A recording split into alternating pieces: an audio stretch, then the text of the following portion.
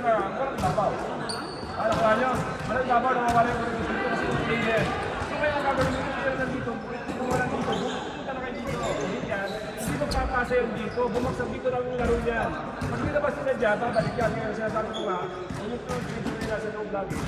Kasi yung dito, hindi tayo naka-okay sa wala. Ay, pwede ko yan, 1-2. Basta yan, 1-2. Sige, nakatulog tayo. Ha? Nakatulog tayo.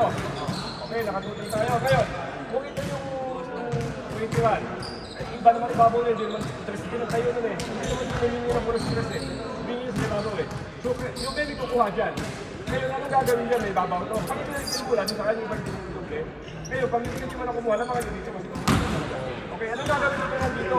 Lahat kayo yung mga ginaw nandito, huwag kayo manunungod dyan kung hindi binaban kayo. Dapat dito, hayaan mo na yan, dito na lahat kayo. Kasi ito sila pagawang ito na lahat tumatak sa loob.